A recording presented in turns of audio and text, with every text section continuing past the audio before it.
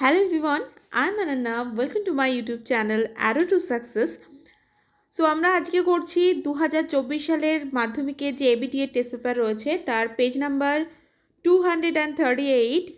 তো এর ম্যাথমেটিক্সের solution, ম্যাথমেটিক্সের question number 1 এর সলিউশন আমরা করব। তো 238 পেজের যে 1 নম্বরের অঙ্কগুলো রয়েছে যেগুলো এমসিকিউ টাইপ, এখান থেকে 6টা করতে হয়। তো এই অঙ্কগুলো শর্ট টাইমে কিভাবে করতে হবে সেটাই তোমাদের এই ভিডিওতে দেখিয়ে দেবো আমি। তো চলো এখানে আমাদের সময় নষ্ট না করে আমরা শুরু করছি আমাদের ফার্স্ট কোশ্চেন। তো এখানে আমাদের প্রথম যে কোশ্চেনটা রয়েছে সেটা হচ্ছে, একটি গ্রামের বর্তমান জনসংখ্যা পি জন এবং প্রতি বছর জনসংখ্যা বৃদ্ধির হার 2% হলে এন বছরের জনসংখ্যা কত হবে? তো যদি শুধুমাত্র R% থাকতো তাহলে সেক্ষেত্রে জনসংখ্যা কত হয়ে যেত? সেক্ষেত্রে জনসংখ্যা হতো এইটা, সেক্ষেত্রে জনসংখ্যা আমাদের এটা হতো। বাট এখানে বলে দিয়েছে 2R%, তাহলে সেটা কিভাবে লিখে করবে দেখে নাও। ছোট্ট করে লিখতে হবে, বেশি না, জাস্ট একটুখানি লিখেই পুরো মার্কসটা যাতে পাওয়া যায় সেটাই আমি তোমাদের দেখিয়ে দিই। তো দেখো এখানে আমি করে দিয়েছি R% হারে পি জনের এন বছরের মোট জনসংখ্যা, যেটা আমি বললাম, যেটা প্রথম অপশনে ছিল সেইটা, কিন্তু এখানে R=2R%, মানে এখানে আর এর জায়গায় 2R হয়ে যাবে। এবং এখানে দেখো যদি আমরা কাটাকাটি করি, এখানে 50 হবে, তার মানে হচ্ছে P into 1 plus R/50 zone, এটাই হয়ে যাবে আমাদের অ্যান্সার। তো অপশন নাম্বার হবে, সো অপশন নাম্বার বি হয়ে যাবে আমাদের রাইট অ্যান্সার। নেক্সট কোশ্চেন দেখো এখানে আমাদের দেওয়া আছে, নেক্সট কোশ্চেনটা আমাদের যেটা রয়েছে এখানে অনুপাতের একটা অঙ্ক রয়েছে। তো এই অনুপাতের অঙ্কটা কিভাবে করব দেখো, এখানে দেখো আমাদের দেওয়া আছে A:B = 2:3, তার মানে আমরা এখানটায় লিখতেই পারি যেটা A:B লেখা আছে 2:3, ডাইরেক্টলি আমরা লিখতেই পারি A/B = 2/3। এইভাবে আমি সবগুলো লিখবো, লেখার পরে আমি গুণ করলে কিন্তু আমাদের অ্যান্সারটা চলে আসবে। দেখো এখানে আমি সবগুলো লিখে নিয়েছি, A/B, B/C, C/D। এবার কি করেছি, গুণ করেছি A/B, B/C, C/D।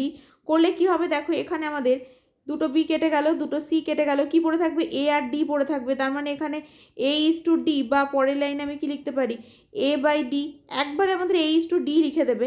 এবার দেখো এখানে কি হবে, এখানে আমাদের 3 দুগুণে 6, তাহলে এখানে 4 দুগুণে 8, 8 দুগুণে কত, 16, মানে ওপরে 4 আর দুটো 2 গুণ করে কত হয়ে যাবে, 16, আর নিচে হচ্ছে 5 7 35। তার মানে আমাদের A/D = 16/35। বা ডাইরেক্টলি আমরা কি লিখতে পারি, ডাইরেক্টলি আমরা কিন্তু এখান থেকে লিখতেই পারি এই জিনিসটা, যে A:D =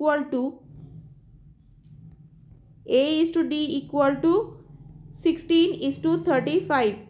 সো তো এটা আমাদের হয়ে গেল। নেক্সট কোশ্চেনে দেখো, নেক্সট কোশ্চেন আমাদের এখানে যেটা দেওয়া রয়েছে যে 3টি অসমরেখ বিন্দু, অসমরেখ মানে একটা লাইনে থাকবে না, কীরকম থাকবে বিন্দুগুলো, ধরো এই পজিশনে একটা, এই পজিশনে একটা, এই পজিশনে একটা, 3টে অসমরেখ বিন্দু দিয়ে একটা কিন্তু বৃত্ত অঙ্কন করা যায়, মাত্র একটাই বৃত্ত অঙ্কন করা যায়। তার মানে অপশন নাম্বার ডি হয়ে যাবে আমাদের অ্যান্সার। আগেরটা দেখায়নি, আগেরটা হচ্ছে অপশন নাম্বার বি হয়েছে, এবং তার আগে যেটা হয়েছে তার আগে ওটা অপশন নাম্বার বি হয়ে গেছে। এরপরে দেখো আমাদের যে অঙ্কটা রয়েছে, অঙ্কটা কিন্তু ভীষণ সহজ। এখানে দেওয়া রয়েছে sin 18° + θ = যদি 1 হয় তাহলে থিটার মান কত? তো এটা কিভাবে হবে দেখো, তো দেখো এখানে হচ্ছে sin 18° + θ = 1, 1 মানে কত, বা sin 90° আমরা লিখতে পারি। এবার মনে করো বোথ সাইড থেকে, মানে দু সাইড থেকে আমি সাইন কেটে দিচ্ছি, বাট এরকম ক্রস করবে না, এটা শর্টকাট নিয়ম বলছি, ওই জন্য এরকম করবে। এবং পরের লাইনে অর দিয়ে 18° + θ = 90, তাহলে এখানে থিটা থাকলো, 18টা কোথায় চলে যাবে, রাইট হ্যান্ড সাইডে চলে যাবে, তার মানে কত হয়ে যাবে, 72°, 72 হয়ে যাবে। 90 থেকে 18 বিয়োগ করলে 72 হয়ে যাবে। তো আমাদের অপশন নাম্বার এ হয়ে যাবে অ্যান্সার। নেক্সট কোশ্চেন দেখো দেওয়া আছে, একটি লম্ববৃত্তাকার চোঙের ভূমির ব্যাসার্ধ দ্বিগুণ হলে, তার মানে আর উচ্চতা কত, অর্ধেক হলে আয়তন কত হবে? এমনি চোঙের আয়তন মানে আমরা কত জানি, πr²h। এবার এখানে আর এর জায়গায় কত বলেছে, আর এর জায়গায় দ্বিগুণ মানে 2r বসাতে বলেছে, আর এইচ এর জায়গায় h/2 বসাতে বলেছে। তো এটা কিভাবে করবো দেখে দেখো, এখানে যেহেতু শর্টকাটে অঙ্কগুলো করতে হবে, মানে 1 মার্কসের অঙ্ক, এমসিকিউ টাইপের, ওই জন্য বেশি কিচ্ছু লিখবো না আমরা এখানে, কখনোই লিখবো না যে এখানে আর মানে ব্যাসার্ধ, এইচ মানে উচ্চতা, এইসব কিচ্ছু লেখার দরকার নেই। জাস্ট লিখবে চোঙের আয়তন মানে এইটা, এখানে R = 2r, h = h/2, কারণ আর বলেছে দ্বিগুণ, মানে 2 গুণ হয়ে গেল। আর উচ্চতা বলেছে অর্ধেক, মানে h/2 অর্ধেক করে দিয়েছি।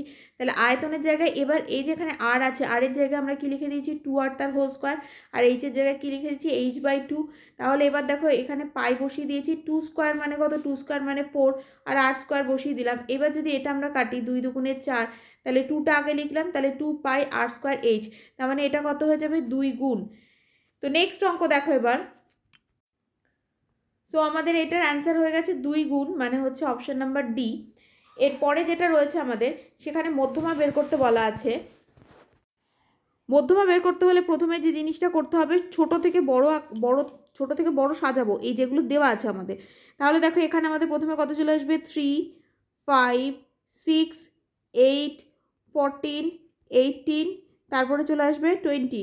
আর একবার চেক করে নিই, এখানে 3টে 6টা 7টা রয়েছে, এখানে দেখো 3 আর 3 6, আর একে কটা রয়েছে 7টা রয়েছে। এবার আমরা কি করব, লেফট হ্যান্ড থেকে বাদিক থেকে ঠিক যতগুলো কাটবো, ডান দিক থেকেও ঠিক ততগুলো সংখ্যাকে বাদ দেবো। মানে এখান থেকে আমি 3টে বাদ দিচ্ছি, আবার এখান থেকে 3টে বাদ দিচ্ছি, কে পড়ে আছে 8, তার মানে অ্যান্সার কত হয়ে যাবে অপশন নাম্বার এ 8 হয়ে যাবে অ্যান্সার।